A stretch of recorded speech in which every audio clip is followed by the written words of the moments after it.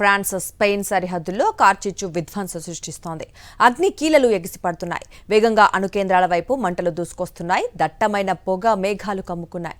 ఇప్పటికే 2 లక్షలకు పైగా ప్రజలను సురక్షిత ప్రాంతాలకు తరలించారు అధికారులు. ఇక అగ్ని కీలలు నవంబర్ మొదటి వారం వరకు కొనసాగవచ్చని అధికారులు హెచ్చరిస్తున్నారు. ఫ్రాన్స్లో స్పెయిన్ సరిహద్దుల్లోని అటవీ ప్రాంతాల్లో కార్చిచ్చు వేగంగా వ్యాపిస్తోంది.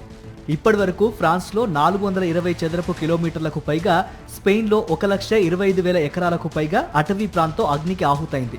గీరోండ్ ప్రాంతంలోని కార్చిచ్చు ఇప్పటికే ప్యారిస్ నగర విస్తీర్ణం కంటే 4 రెట్లు ఎక్కువ ప్రాంతాన్ని దహనం చేసింది. 240కి పైగా విలాసవంతమైన ఇళ్లు కాలి బూడిదయ్యాయి. ఫ్రాన్స్పై భారీ పొగ మేఘాలు కమ్ముకున్నాయి. మంటలు వేగంగా వ్యాపిస్తుండటంతో ఫ్రాన్స్లో 2 లక్షల మందిని, స్పెయిన్లో 1,00,000 మందికి పైగా ప్రజలను సురక్షిత ప్రాంతాలకు తరలించారు.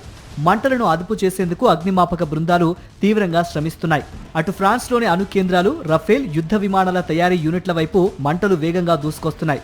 కార్చిచ్చు అత్యంత కీలకమైన రక్షణ, ఏరోస్పేస్ సౌకర్యాలకు 12 కిలోమీటర్ల దూరంలో ఉన్నట్లు ఉపగ్రహ చిత్రాలు చూపిస్తున్నాయి.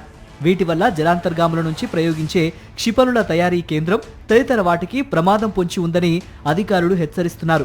మంటలను అదుపు చేసేందుకు వందల సంఖ్యలో అగ్నిమాపక యంత్రాలను మోహరించారు.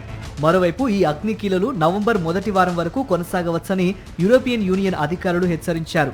అలాగే భారీ గాలులు, ఉరుములు, మెరుపులతో ఇవి అగ్ని సుడిగుండాలుగా మారే ప్రమాదం ఉందని శాస్త్రవేత్తలు హెచ్చరిస్తున్నారు.